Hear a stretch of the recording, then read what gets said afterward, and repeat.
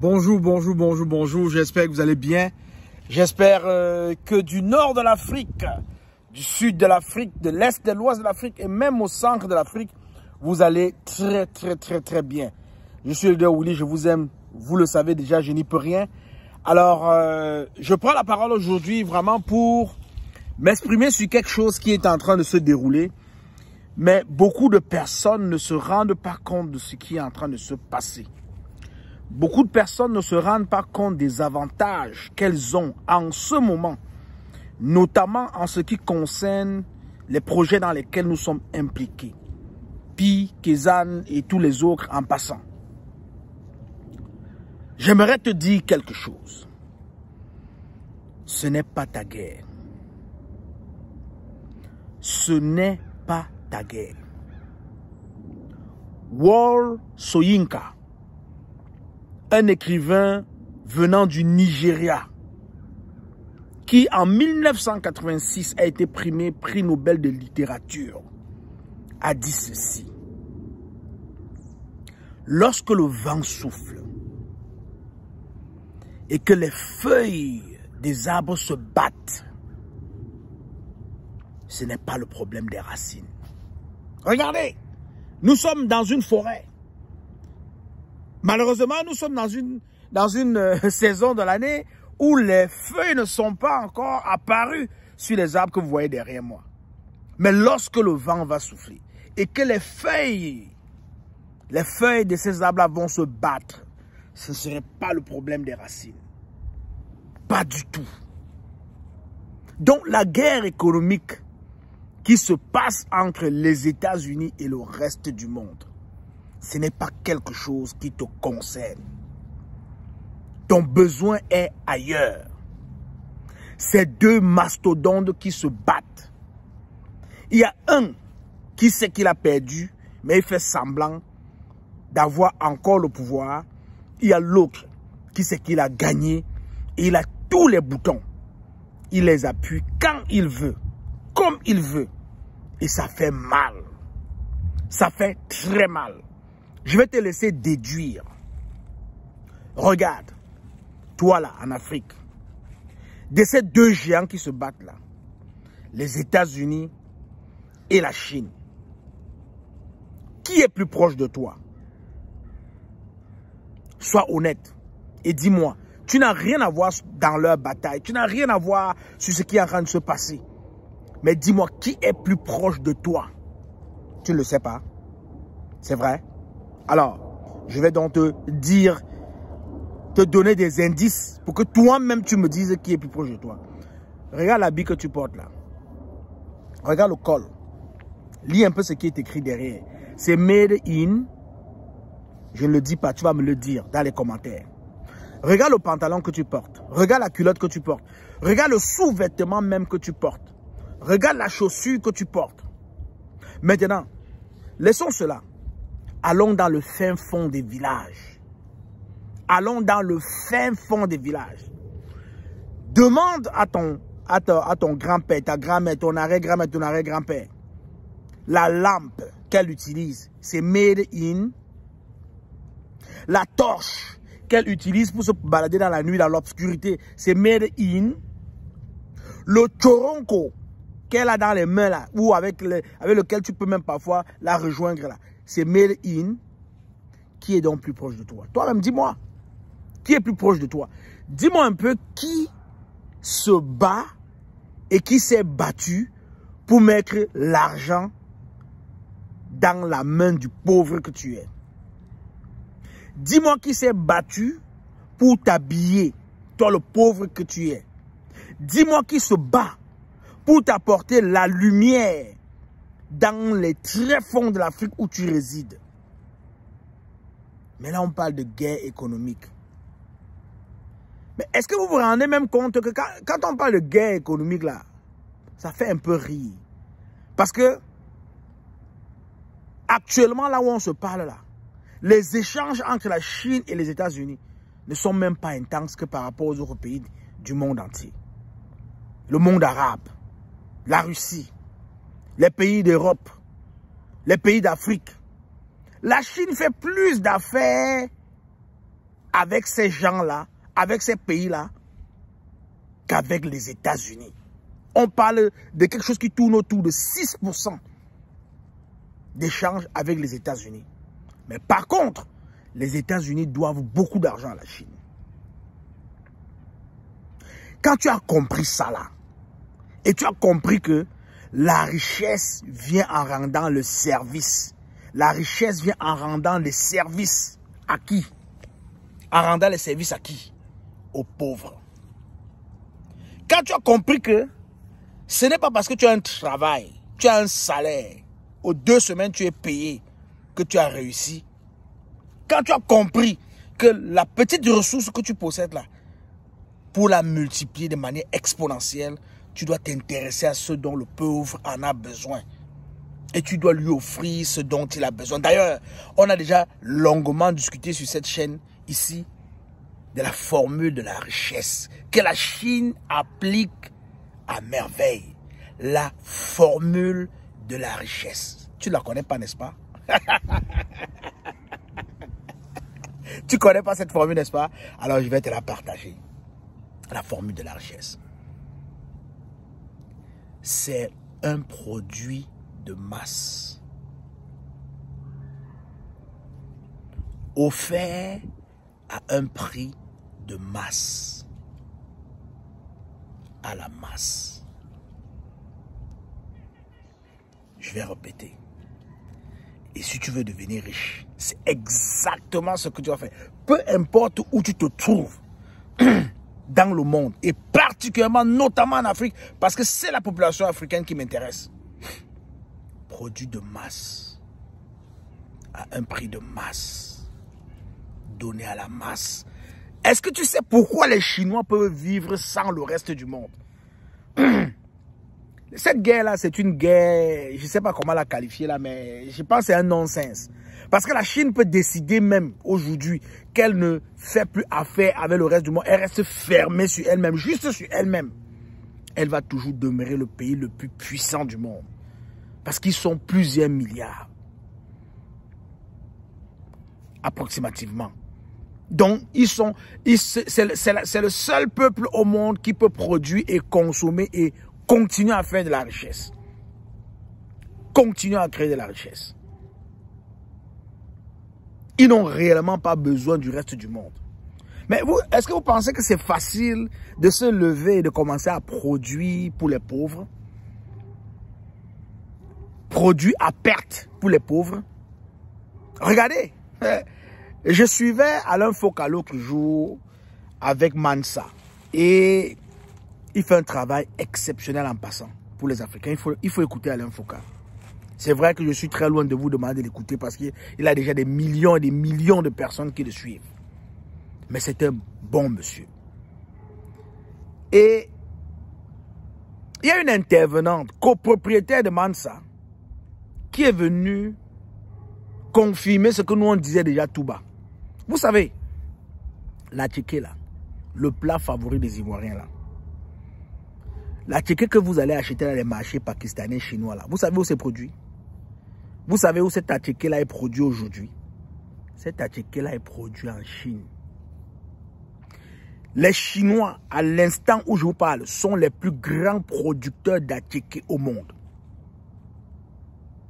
Ils ont vu une opportunité. Produit de masse, offert à un prix de masse, à la masse. Et ce sont les Chinois qui s'enrichissent. C'est eux qui ont l'argent de l'attiqué. Mais je ne sais pas si vous vous rendez même compte. Est-ce que vous vous rendez compte que nous, on s'en va toujours batailler là où ça ne nous concerne pas. Là où on n'est pas attendu. C'est là-bas qu'on s'en va batailler. Là où il faut batailler, là, on n'est pas là, on n'est pas présent. Ce sont les autres qui bataillent pour nous. C'est les autres. C'est les Chinois qui nous nourrissent en Attiqué. C'est eux qui nous donnent à manger. Parce qu'ils ont vu une opportunité. Attiqué, produit de masse. Donné à la masse. À un prix de masse. Et dans cette émission, évidemment, il y a un Chinois qui était en train de faire des calculs. Imaginez-vous. Imaginez-vous. Il parlait de toute la Chine qui consomment une boule d'attiéké par année. Je dis bien une boule d'attiéké par année. Une boule. Et le fait que chaque Chinois consomme une boule d'attiéké par année, le producteur d'attiéké en Chine est multimilliardaire. Alors, vendu à $1, la prévision était de plus de 1,5, plus de 1,8 milliard de dollars de recettes. Bon, imaginez maintenant que chaque Chinois mange une boule d'attiéké une fois par mois. Ça fait 12 boules par année. C'est cet argent-là multiplié par 12. Mais vous savez, les Africains mangent au moins même 10 boules d'attiéké par mois. Au moins 5 boules d'attiéké par semaine. Donc il faut comprendre que cette guerre-là que tu vois là, ce n'est pas ta guerre. C'est la raison pour laquelle tu dois te concentrer là où ça fonctionne.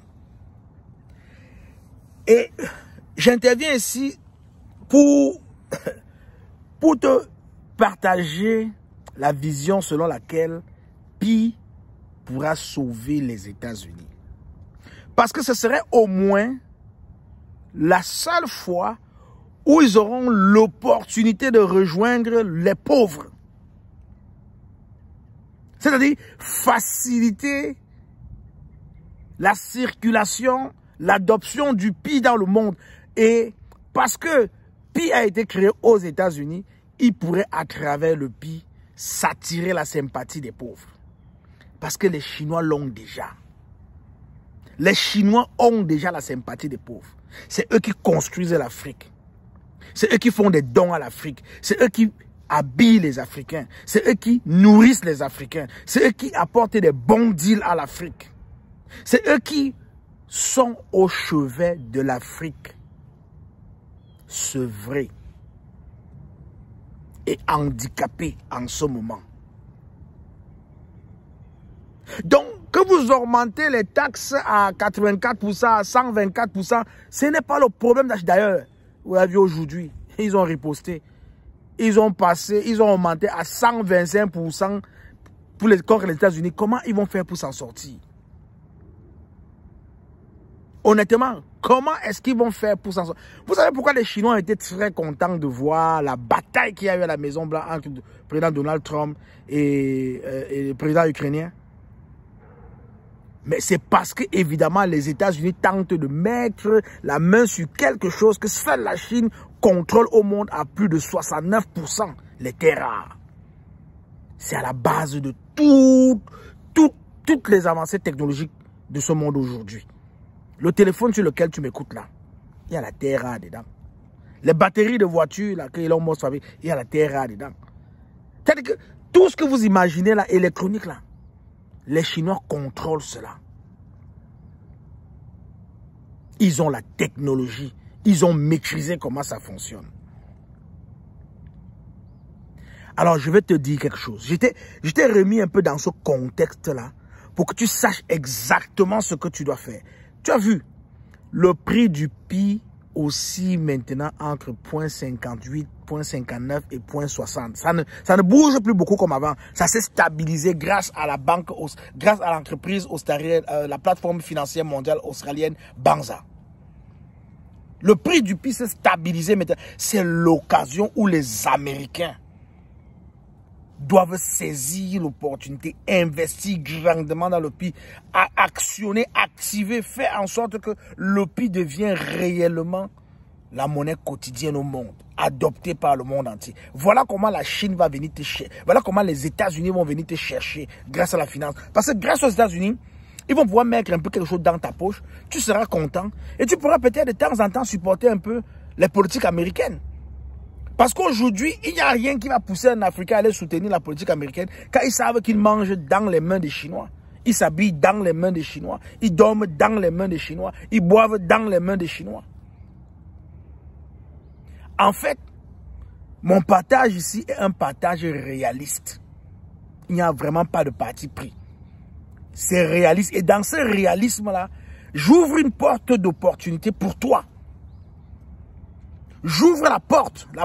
Parce que si tu ne vois pas ça, dans 2 ans, dans 3 ans, tu ne comprends pas. Et il faut que tu comprennes une chose. Les États-Unis, ils savent, hein. La Chine est trop bien positionnée avec Pi. Je dis bien, la Chine est trop bien et de loin bien positionnée avec Pi. Donc les Américains ont l'occasion de se réactualiser, de regarder le monde, pas avec un œil capitaliste, mais avec un œil de partage, de soutien, d'aide, pas avec une allure de menace. Le monde entier n'a pas besoin de ça. Que les Américains prennent la place des Chinois en Afrique, apportent des torches dans des villages, habillent les Africains, donnent à manger aux Africains, comme les Chinois. Là, ils pourront parler d'égal à égal. Mais je le dis, la meilleure chose à faire reste et demeure que toi, l'Africain, tu dois prendre ta place. Parce qu'actuellement, dans la guerre qui se passe là, tu as ta place que tu n'as pas pris. Tu ne produis pas africain. Tu ne consommes pas africain. Tu ne crées pas d'entreprise africaine qui domine le monde. Les champions, tes champions dans ton pays, dans ton continent, tu les brises. Tu les tues. Quand on parle de Boeing, Boeing a été créé par un Américain. Et Boeing est devenu une entreprise, pas de Boeing, mais une entreprise américaine. Les Américains ne reconnaissent pas Boeing comme une entreprise appartenant à la famille Boeing. Non. Les Américains reconnaissent Boeing comme une entreprise appartenant aux États-Unis d'Amérique. C'est la même chose avec l'un des champions français de l'armement, Dassault. Les Français se reconnaissent en Dassault. C'est une entreprise française. Ce n'est pas l'entreprise de la famille Dassault. Que fais-tu des champions africains?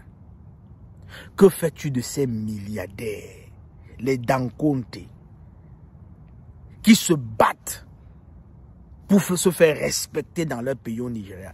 Que faites-vous de ces champions? Que faites-vous des grands champions qui changent la vie des Africains dans vos pays respectifs, au Burkina Faso? Est-ce que vous respectez, vous valorisez vos champions, vos multimilliardaires? En Côte d'Ivoire, est-ce que vous respectez et vous valorisez vos multimilliardaires? Au Cameroun, au Bénin, au Sénégal, dans toute l'Afrique, est-ce que vous valorisez les champions africains? Que faites-vous? Vous les détruisez à coups de taxes, à coups de contrôle. Et les contrôles qui se terminent toujours par la corruption.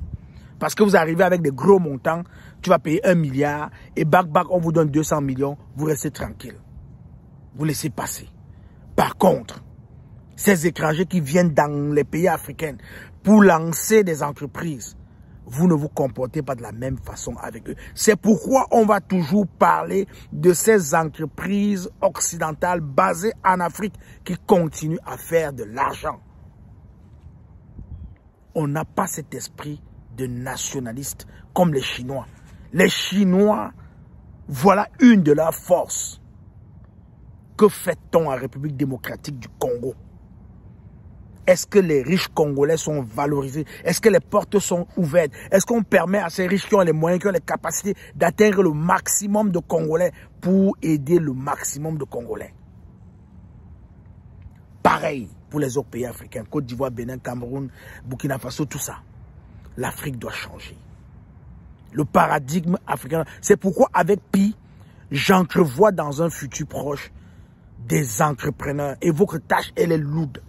Sur cette chaîne, on vous a déjà parlé, je vous ai déjà parlé des CEO. Je t'ai déjà dit, tu seras un CEO. Mais tu dois te former pour être un bon CEO. Parce que ce qui fait la différence entre un bon CEO et un CEO qui n'est pas bien, c'est son degré d'amour pour l'homme, pour l'humanité. Les Chinois, avec ce qu'ils font, ont beaucoup plus démontré qu'ils aiment les humains. D'abord, leur force militaire est l'une des plus grandes du monde. Ils ne vont pas en guerre. Vous n'allez pas voir les Chinois dans les missions militaires dans les pays. Non, ils ne font pas ça. Si on déclenche une guerre aujourd'hui, là, l'armée chinoise peut décimer la planète. Technologiquement, il y aura un challenge, peut-être parce que les États-Unis sont rendus à un niveau plus élevé sur le plan technique. Avec des drones, avec une armée sophistiquée, mécanisée, oui. Mais je vais vous dire une chose. Les Chinois ne dévoilent pas tout. Il faut vraiment les attaquer pour qu'ils te sortent un petit truc. Pendant qu'on parle là, est-ce que vous savez que Hollywood n'existe plus?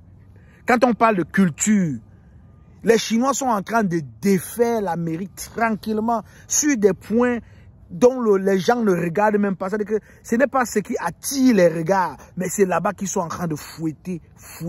Ils fouettent doucement, doucement. Alors je vais t'informer.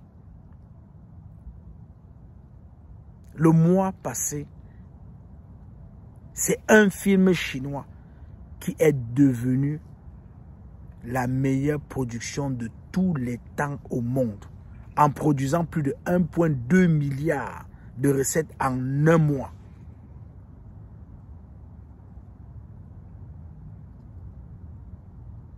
Allez regarder. Allez chercher sur Internet.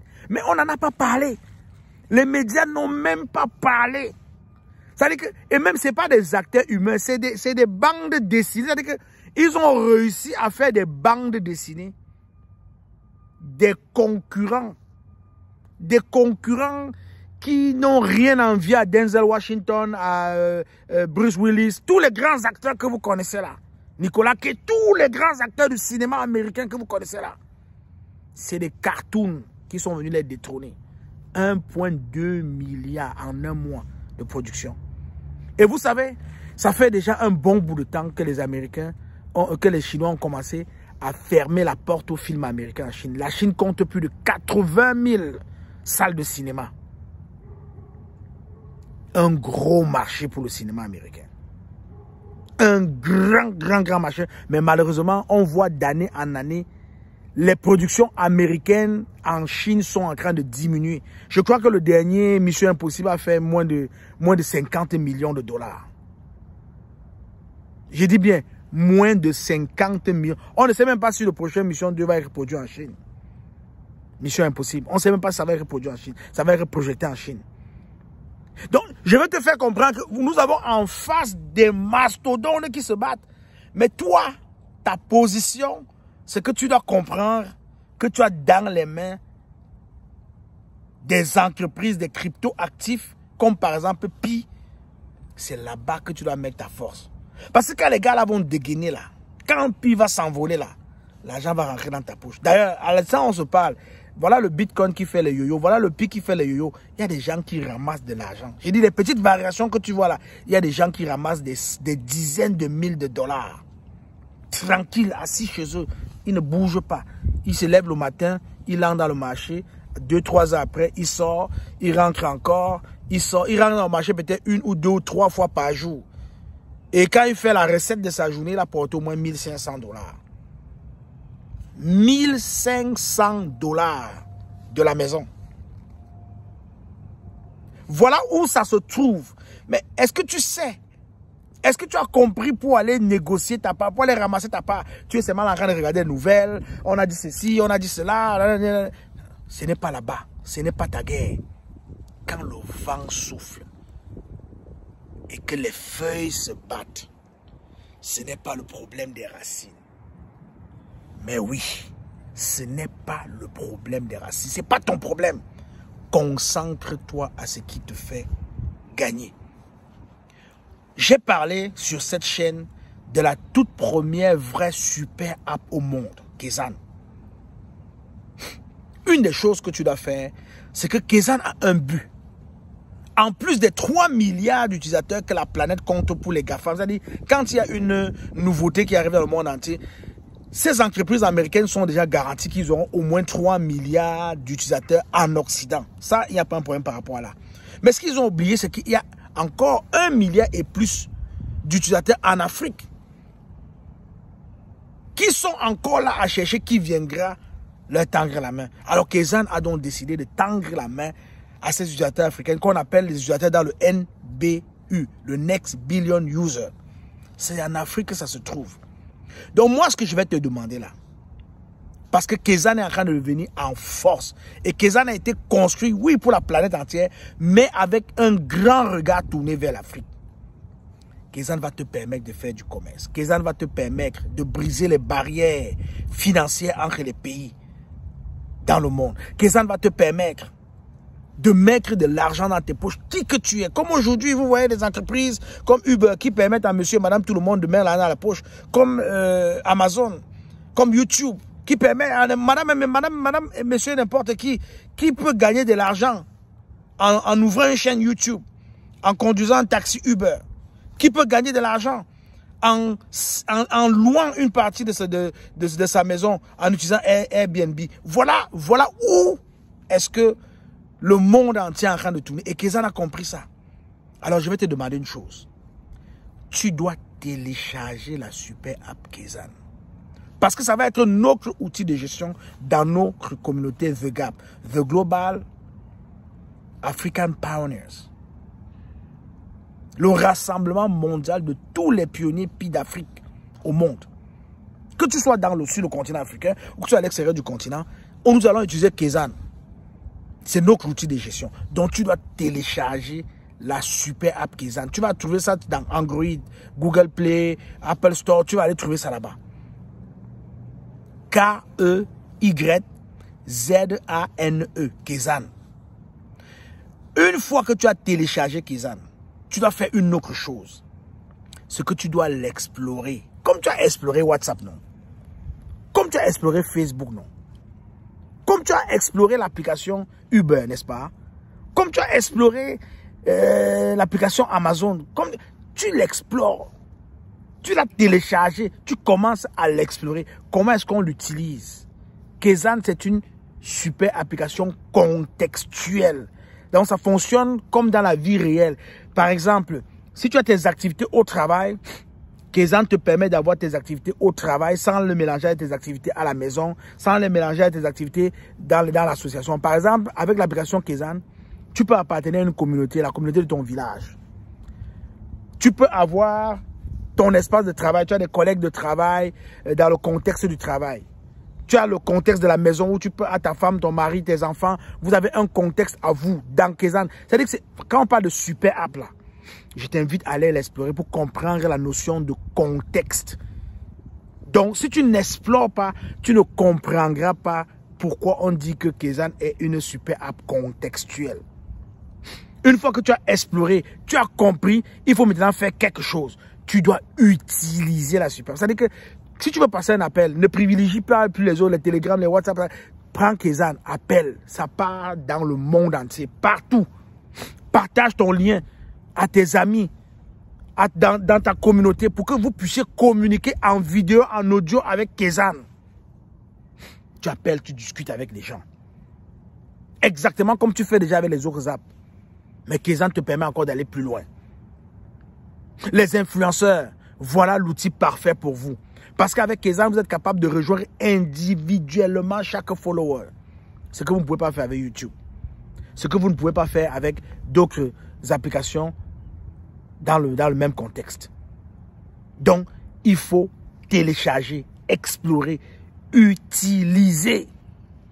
Une fois que tu sais comment l'utiliser très bien, même avant même de savoir comment l'utiliser très bien, parce que la prochaine étape va te permettre de mieux l'utiliser avec les autres, c'est de partager. Prends ton lien d'invitation, mets dans les groupes où tu te trouves, que ce soit sur Telegram, WhatsApp, Facebook, n'importe où, envoie ça pour que tes proches téléchargent. Et vous commencez à communiquer sur Kezan. Partage, parce qu'il y a une chose d'intéressant qui arrive sur Kezan, l'anti-collision, qui va être intégrée dans l'application Kezan. Tu t'imagines? Je suis ici, dans une petite forêt, j'ai décidé de me retirer ici pour te parler. Imagine-toi, je suis là, j'ai la super app. Il y a une branche d'arbre là, qui est en train de se briser tranquillement et qui va peut-être venir me heurter. Puisque dans mon téléphone, Kezan exploite déjà l'infrastructure de mon téléphone, les détecteurs de mouvement patati patata, il va détecter que, hey, tiens, il y a une branche là quelque part qui est en train de se briser et ça vient vers moi. Il va m'aviser. Mon téléphone va m'envoyer une notification pour me dire, attention, attention, tu as quelque chose qui arrive. Et il va me cibler cela. et j'aurai la chance de me dégager pour esquiver cette collision-là qui allait arriver. Imagine maintenant Kézan dans les mains de tous les Africains. Sur les routes africaines. Vous connaissez comment les routes africaines tuent. Les gens meurent sur la route tous les jours. Il ne se passe pas une journée sans que vous n'entendez qu'il y a eu un accident à tel endroit. Il y a eu de telles morts. Imaginez maintenant les Africains. En Afrique. Chacun dans son téléphone avec Kézan et l'anti-collision. Et que quand tu es dans une voiture en déplacement, tu vas d'Abidjan pour Bouaké, tu vas de Douala pour Yaoundé, tu vas je ne sais pas où, de Cotonou pour je ne sais pas où là. Tu as ton téléphone dans la poche. Le chauffeur conduit à vivre, à lui il est confiant, mais il ne sait pas que dans 30 minutes, 1 heure, 2 heures, peut-être quelque chose, il y a un risque de collision. Mais toi, tu as déjà la notification dans ton téléphone, risque de collision. Est-ce que ce n'est pas impactant? Est-ce que ce n'est pas important? Est-ce que ce n'est pas semblable à ce que la Chine fait être au sommet, au chevet des pauvres? Est-ce que Kézan ne vient pas à ton secours? Est-ce que Kézan ne vient pas t'aider une fois de plus? C'est ce que Kézan fait. Mais comme tu ne sais pas, je te le partage. Et je t'invite à télécharger la Super App, à l'explorer, à l'utiliser et à partager la Super App. 4 choses à faire. Utilise. D'abord, télécharge, explore, utilise et partage. 4 choses. Dès que tu vas faire cela, tu vas grandir avec Kézan. C'est une start-up américaine créée par un fils africain, le docteur Séverin Kézeux. C'est la toute première fois qu'une entreprise de la Silicon Valley, dans sa création, dans l'innovation, pense à l'Afrique. C'est la raison pour laquelle vous voyez Uber ne fonctionne pas en Afrique. Il a fallu créer les Yango, patati patata. C'est la raison pour laquelle Airbnb ne fonctionne pas en Afrique. Il a fallu créer, même si aujourd'hui les gens sont capables d'ouvrir des comptes et de gérer des appartements en Afrique, mais dans l'ADN de cette entreprise-là, l'Afrique n'a pas été pensée. Alors, voilà une entreprise qui t'offre ce que tu veux. Je t'encourage à télécharger, à explorer, à utiliser et à partager. Alors, je tenais à te dire que cette guerre-là qui est en train de se passer, pas ta guerre. Ta guerre-là, ramasse tes pieds. Ramasse tes pieds. Ramasse tes pieds. Et attends le bon moment. Ils vont te donner l'argent. Dans la bataille que tu vois là, ils vont te donner l'argent. Et quand tu auras cet argent-là, ta prochaine mission sera de fructifier cet argent-là. De mettre cet argent-là au travail pour que cet argent-là travaille pour toi. Pour que quand tu dormes, cet argent-là travaille pour toi. Pour que ton labeur travaille pour toi. C'est vers là qu'on s'en va. D'ailleurs, les riches, c'est comme ça qu'ils vivent. C'est le labeur des riches qui travaille pour eux. Ce n'est plus eux qui travaillent pour eux-mêmes. C'est leur labeur qui travaille pour eux. Si tu as retenu quelque chose, partage-le en commentaire. Mais moi, je vais te dire quelque chose. Lorsque le vent souffle et que les feuilles se battent, ce n'est pas le problème des racines. Ce n'est pas le problème des racines. Et si tu as compris ça, je suis très content pour toi. Je suis Leader Willy. Je t'aime. Je n'y peux rien. On continue. Be to the moon. Kézan to the moon. On ne lâche pas. Nous allons arriver avec ces champions-là qui viennent tendre la main à cette population pauvre du monde qui ne demande que quelque chose, changer son style de vie et vivre dans le respect et la décence. Je te souhaite un très bon week-end et je t'encourage à partager cette production, partage cette émission, mets-le dans les groupes WhatsApp, partage dans tous tes groupes Telegram, partage partout sur Facebook, partage pour que le maximum de personnes s'éduquent et se sensibilisent. Si tu n'es pas encore abonné à la chaîne Investir, justement, je t'invite à aller t'abonner tout de suite. Va t'abonner tout de suite. Et surtout, clique sur la cloche de notification. Si tu as aimé ce contenu, c'est beau de me dire merci, mais la meilleure façon de me dire merci, c'est de partager encore pour qu'on ait le plus de personnes qui regardent, qui écoutent, qui se sensibilisent, qui éduquent, qui prennent de l'information, car l'information, c'est le pouvoir. Je t'aime, je n'y peux rien. Bye bye.